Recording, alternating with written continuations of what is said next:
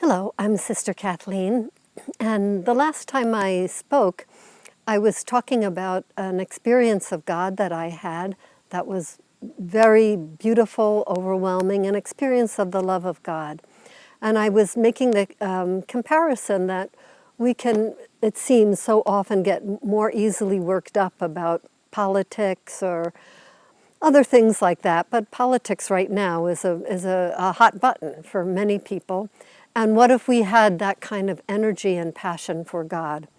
It would be it's a more beautiful energy and passion when it happens.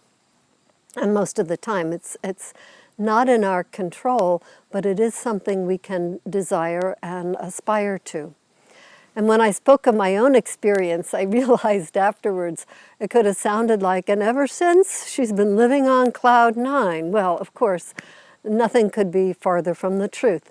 I have my dryness and dullness and my in-betweenness, and those are most of the time, like everybody else. So what can help us then to try to move our passion towards God, to have God really at the center, and to really be in touch with the truth? Because the reality is, if we grasp the death and resurrection of Jesus and what that's done, it's far more overwhelming than anything else going on planet Earth. So one of the things that I've lately been finding helpful for myself is this. There are a couple of lines in the Psalms that have very much struck me. And one of them is from what most people know as Psalm 104. We use the Greek numbering, which is Psalm 103. And it's toward the end of the Psalm, 104. And it says, "May my thoughts be pleasing to God. I find my joy in the Lord." So that line, I find my joy in the Lord. Well, what could that mean? We can't just conjure up joy. And here's another similar line. This is from Psalm 37 or 36 in the Greek and Vulgate numbering. And it's, if you find your delight in the Lord, He will grant your heart's desire. Wow, that's even cooler in some ways. I'm going to get my heart's desire. Of course, if I'm finding my delight in the Lord anyway, well, that kind of sounds like the Lord is my heart's desire. But our hearts need some work before that happens. So what can that mean? We can't just say, okay, now I'm going to pray, or I'm walking along, and I'm going to just get all this joy in the Lord right now. Well, it's not about conjuring up fake emotions.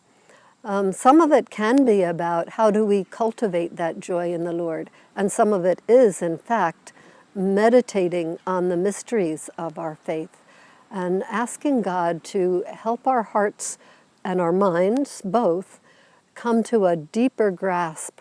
I don't mean necessarily studying theology per se, although that's not a bad idea, but especially just pondering prayerfully, what has God done for us? How good is God?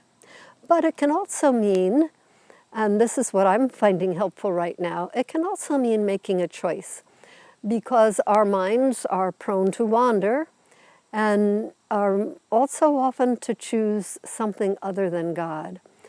So for me, when I'm praying, if I'm conscious, I'm not always conscious of it, but I'm conscious of my mind moving off attention to the Lord, what I am trying to do now often is call this little verse to mind. I find my delight in the Lord, or I take my delight in the Lord, and that can be a choice right there.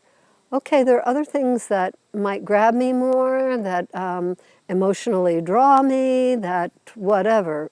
But right now, I'm making the choice to take my delight in the Lord. I'm going to take my delight in you, Lord, right now, this minute. And that can be a beautiful thing to do. It's one thing we can do to dispose ourselves to real joy, to dispose ourselves to feelings and thoughts that are really more in line with the truth. So that was a small thing I wanted to share with you. For all of us in this season of passions, it can be a good thing to really find our delight and our joy in the Lord. Not in election results, they're going to come and go.